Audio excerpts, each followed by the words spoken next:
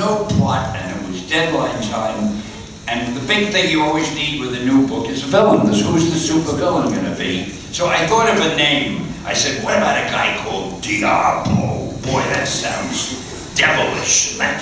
Draw me a Diablo. So Jack drew this great-looking guy who looked like Diablo. That's what it was, Diablo. And I said, that's a great villain. And let's start. And I told him something. I don't remember what I told him. It was terrible. He drew it, made it better. And the story came out, and it was another story. To this day, I don't remember what the story was. I think it was a horrible story. Did you ever read it? Did you ever see it? Did anybody ever see a Fantastic Four featuring Diablo? See, nobody even remembers it. So, it's the one thing I did that I wished I hadn't done, because I don't know what it was. It just came out there, and that was it. So it's near perfection. All right, but everything else I did, superb. Okay, next question. Mr. Jr., what was... Sorry, That's okay. What was the best and worst thing you've ever done with Marvel? The best and the worst thing? The best thing. There's two. I hate to say the best thing I did was such a horrible moment. It was the 36th issue of Spider-Man, because it was such an amazing, horrible, horrible moment. But I'd say if I had to pick one thing, it was probably A Man Without Fear that I did with Frank Miller. And the worst thing, I keep on getting copies of this book pushed in front of me, is probably something to do with Dazzler. Who? The Dazzler. Alright, I was comparing my creations with Stan's. I don't know why I'm doing this, but I created the Dazzler, Stan creates Galactus. I think Dazzler was great. The first issue I did of Spider-Man was 2 midget terrorists. Sounds like me. Alright, there you go. And Stan creates the Silver Surfer. I created the Mud Monster, which was a creation, which was Hydro and Sandman that got punched together and becomes terrific. The Mud Monster. So my 3 greatest moments in comics history have been those 3, but my greatest moment, I have to say, the most proudest piece of work was Man Without Fear with Frank Miller. Yeah! Thank you. Yeah, I remember all my bad stuff. Stan remembers only one bad. Well, they only did one bad. Easy to remember. Hey Stan, you've done tons and tons of cameos for the Marvel films. I got 2 little things. One, how does that work? Do you just show up one day and it's like, hey Stan, let's get you in this one scene? Or is it written in advance? And my other thing is, which cameo is your all-time favorite? I heard the second part, I missed the first part. So How does that work with cameo? Do you force yourself upon the director? Or you may not know me well, but even in the little that you've seen of me, do I look like the kind of guy who would force myself? All I do is I cry and I yell and I scream if I don't get a cameo. No, they have asked me to do these, and I got to admit, I love it. I'm a ham. I love doing them. Wait till you see me in Captain America. Wait till you see me.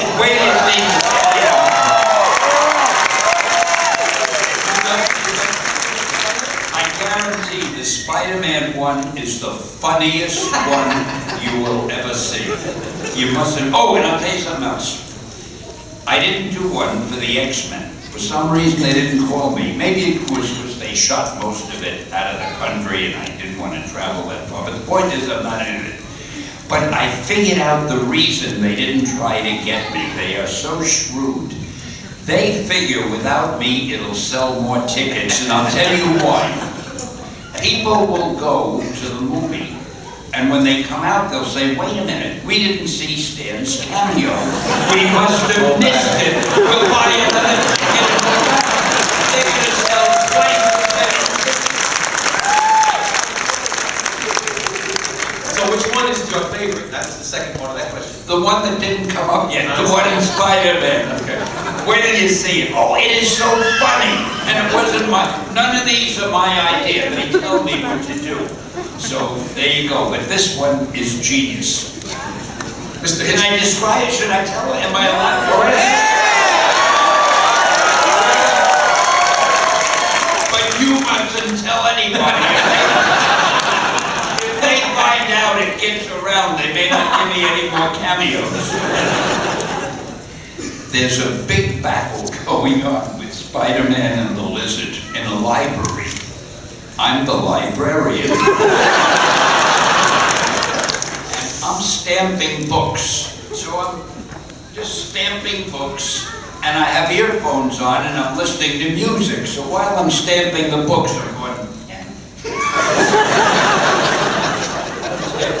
and this life and death battle is going on behind me, but I don't know it, I don't hear them. So that's what it is, and it looks so funny, and I look so dumb.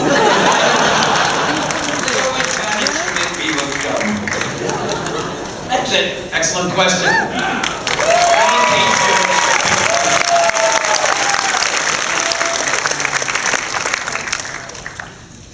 I have a question for Stan. Makes sense?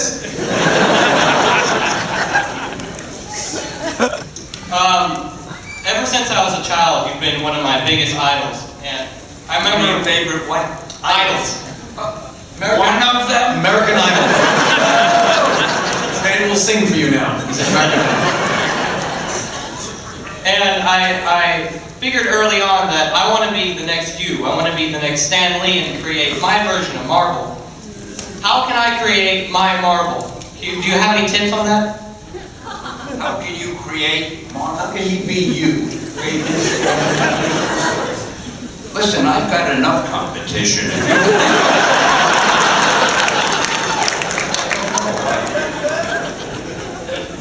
First of all, if you want to be like me, you have to be smart enough and lucky enough to pick guys like this to work with.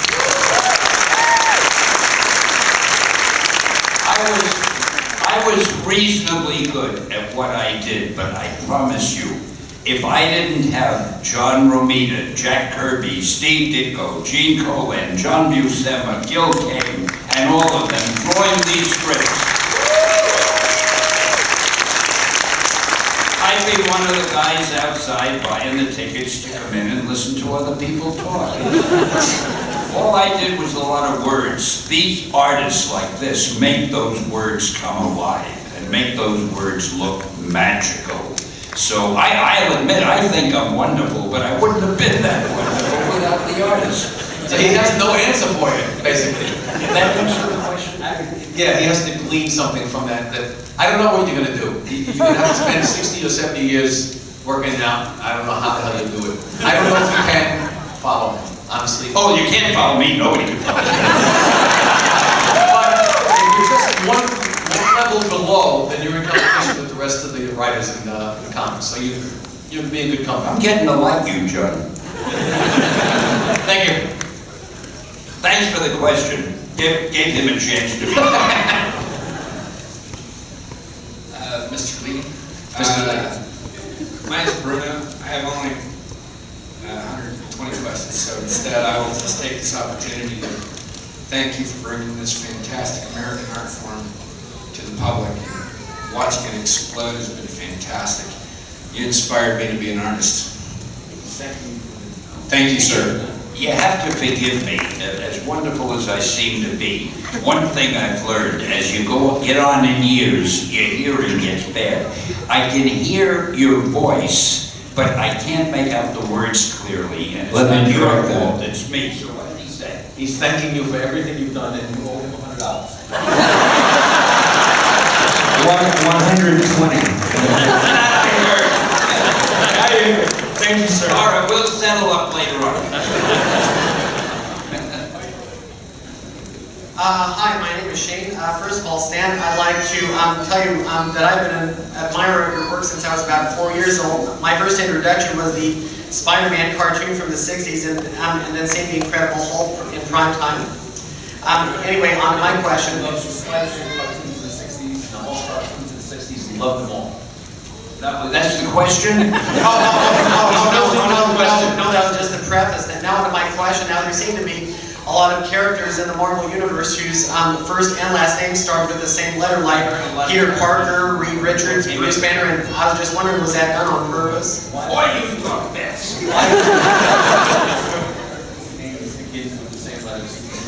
Oh, that's obvious. I have the world's worst memory. I hate to admit that I have a flaw, but I have the world's worst memory. And I couldn't remember the names of my characters. For example, in The Hulk, at the time I was writing The Hulk, there was a guy who had a television show called Bob Banner.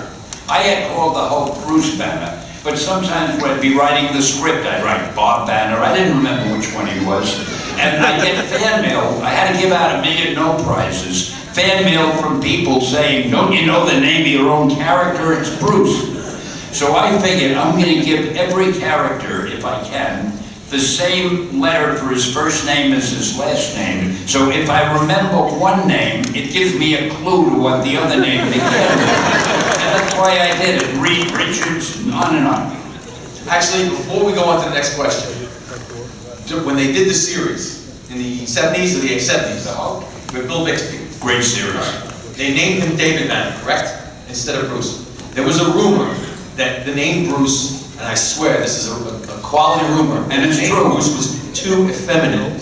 The network, those morons at the network, said, we want to change his name. I said, you can't change his name, it's Bruce Banner. They said, no, Bruce sounds a little effeminate. You know, like Bruce Jenner, the Olympic champion. But anyway, we couldn't talk him out of it. He became David Banner. So naturally, I roll with the punches. I said, well, as everybody knows, his name was Bruce David Banner. Yeah, next question. You have a good memory. Not good. No, you're right. Only you can draw.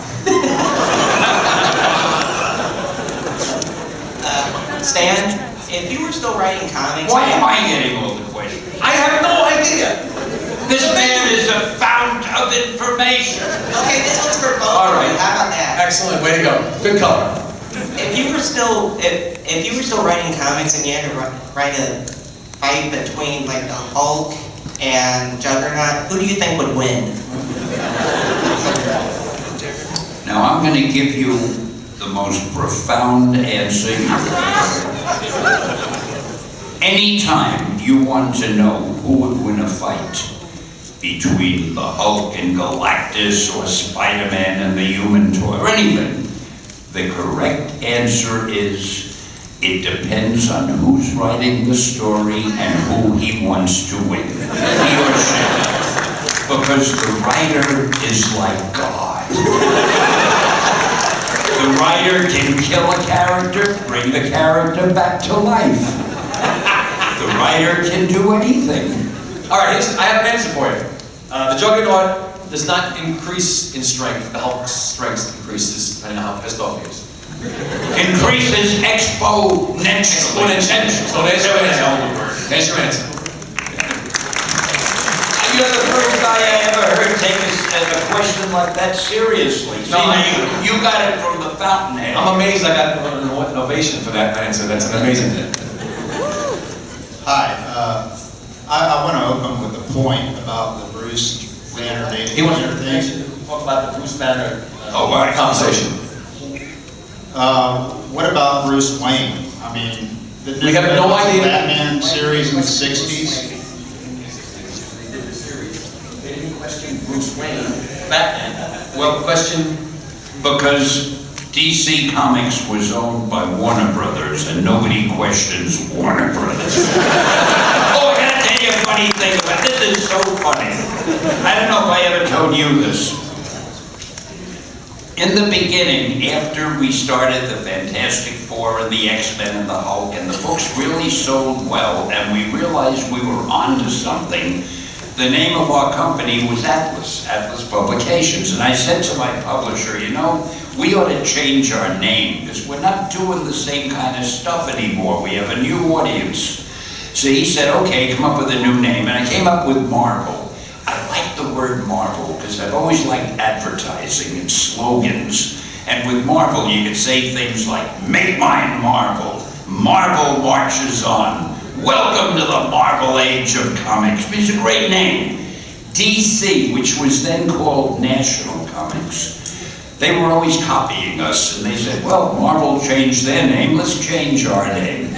Now, I couldn't believe this. They paid some company. I didn't know there were companies who did this. They paid a company which specializes in dreaming up names.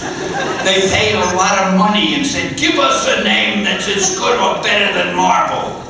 And after a lot of thought and a lot of money changing hands, they came up with DC. So we have Marvel Comics, and they have DC. And I think that's the funniest thing I ever heard in my life. Even when our movies start, and they get that friggin' roll of all the characters and the colors, and then it says Marvel, and their movies start, and you see DC.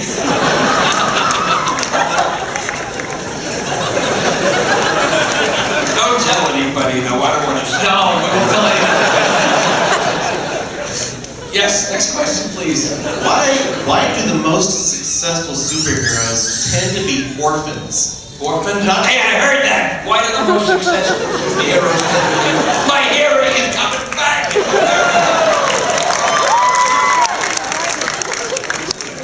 I want that man to ask all the questions. That's an excellent question. Why? Are they all orphans? No, you want to protect the family.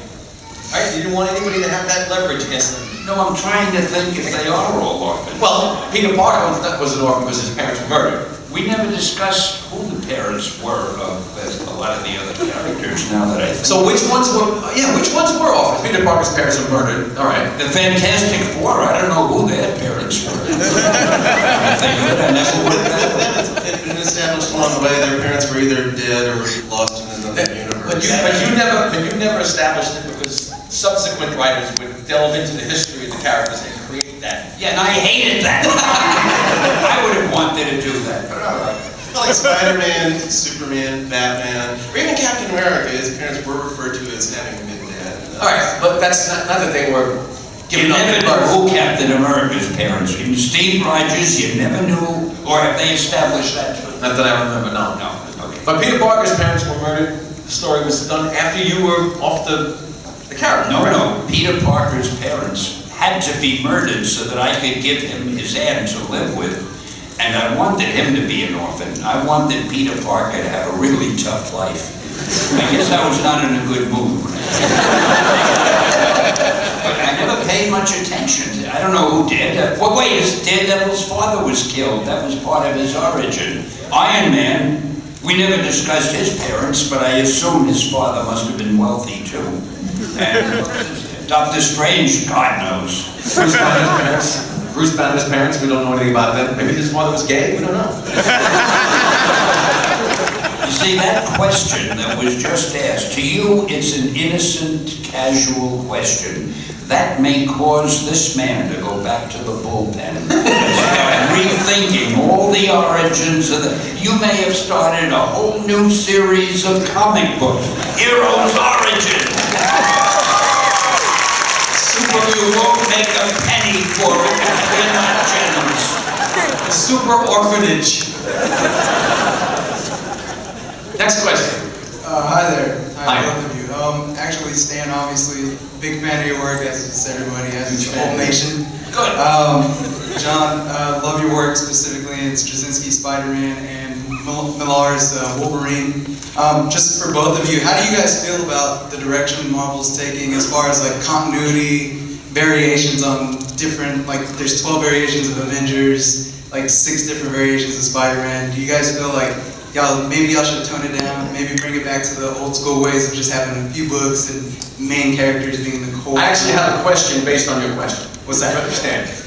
Comics goes by way of business now, not just by creativity. Does that bother you? I know what You must know how you like the direction of comics. Looking into the mic, which makes it sound like boom, boom, boom. So, is that the mic?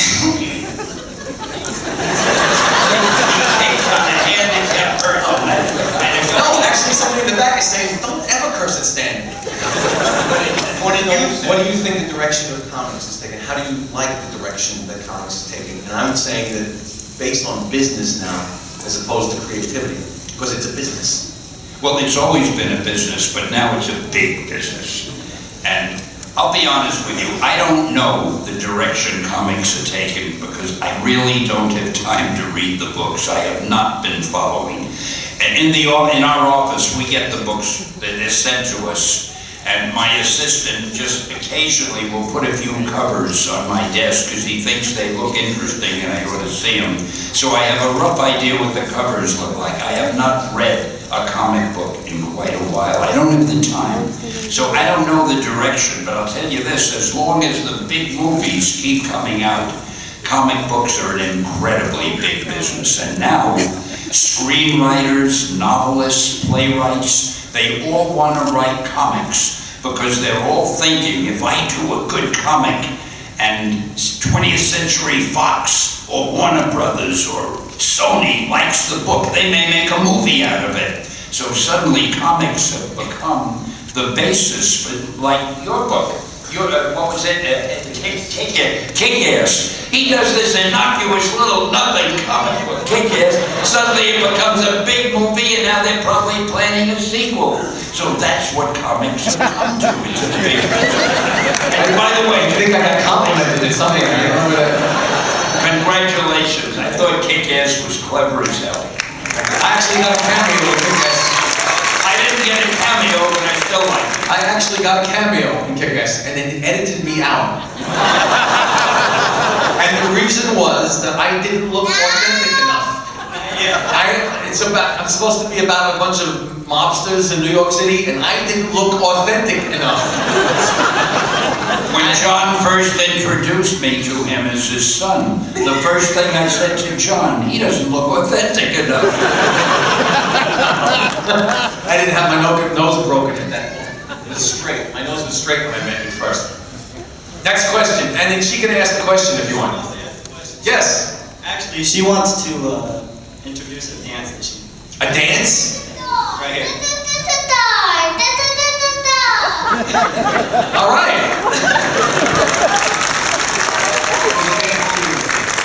A song for you and a dance for you. Oh, for God's sake. So I have a question for both of you. Can my friend here come up and dance with you? Actually, I don't think there's time for that. In all honesty, I think we have to ask serious questions. They won't be there to come up and dance with you, Sam. Because it's not going to be me. Well, I have many talents. Dancing is not one of my greatest ones. Actually, if you ask the question, the bear can dance all he wants. Or she. No question? Why would you bring a bear up onto the stage? That's my question. Why can't he dance on stage? I have no idea, but if there's a naked lady in there, she's more than welcome to come. You know, I